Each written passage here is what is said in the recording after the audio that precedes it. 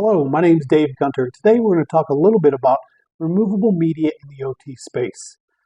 First, let's talk about whether you use removable media in the OT space. A lot of plants banned it in the early days.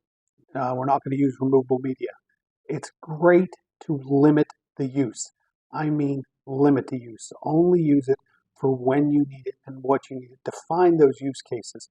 And when you use it, make sure you use it in a secure manner and make sure what you're using is secure. We're going to talk a little bit about that today. We're going to talk about what the types of removable media are. There's removable media out there that is memory cards, SD cards, MMC cards. Those are all those small cards. There's also, extended terabyte drives, hard drives. There's USB flash drives. There's a host of removable media. And I'm sure you're all familiar with this. There's also devices that can act like removable media. You have configuration files that are stored on purpose-built devices that are used to configure transmitters or flow computers or things like that. You really need to secure those tools. They're purpose-built. They'll communicate with your transmitters or your flow computers or whatever it may be, or your mag meters. You need to make sure that they are secure in a maintenance locker. You need to make sure they're always up to date with the manufacturer's recommendations and patched.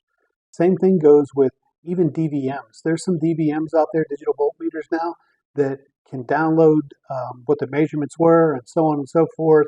You really want to make sure that those devices are all secure and kept in a maintenance locker and kept up to date with the vulnerabilities or things from the manufacturers.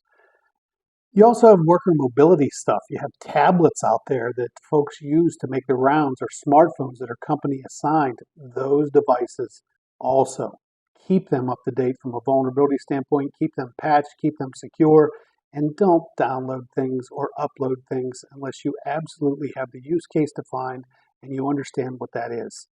So we talked a little bit about the different types of removable media and the devices that also have the ability to up and download files. We're going to talk a little bit about some of the use cases. When would you use this?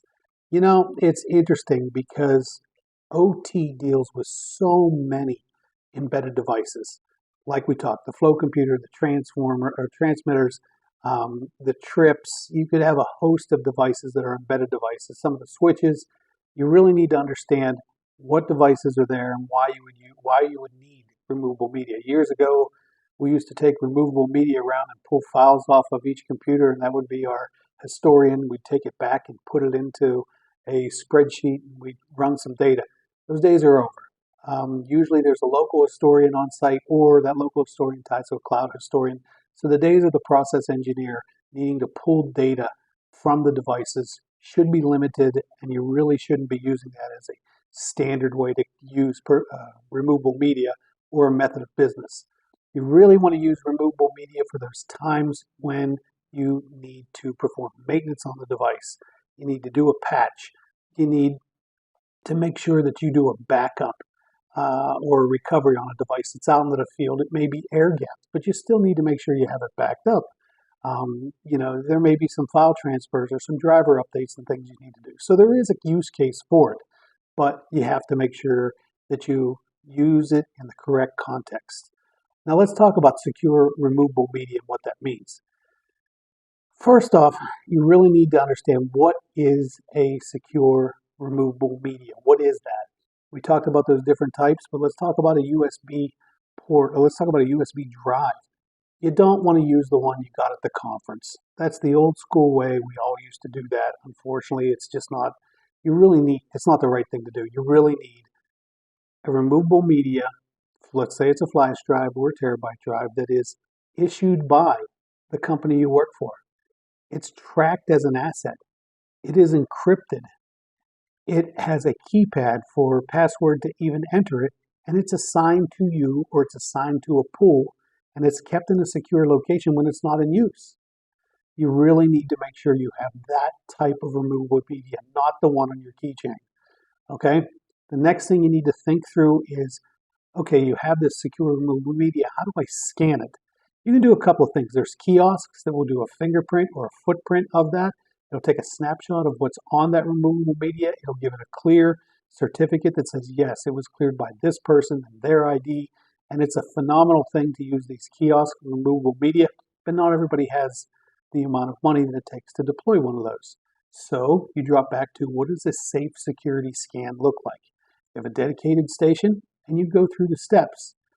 You go through the steps and you make sure that A, you remove the media from the secure location, B, you place it in a secure scan station that has up-to-date anti-malware and it has up-to-date virus tables, whatever it may be. You then move on to running the scan. The memory is cleared. It's okay for use. You perform your data transfer. You bring it back. You scan it again to make sure it is clear of any virus. And then you move it on to wherever you're going to take the data. You transfer it to that. You bring it back. You clear it again. And you return it to a secure location. Those are the kind of the core steps to using removable media in a responsible manner. But again, it all starts with getting the right removable media, making sure it's encrypted, making sure it's password protected, making sure it's not the one on your keychain, scanning it, using it, securing it. That's kind of the fundamentals. So until next time, join us for the next series of videos.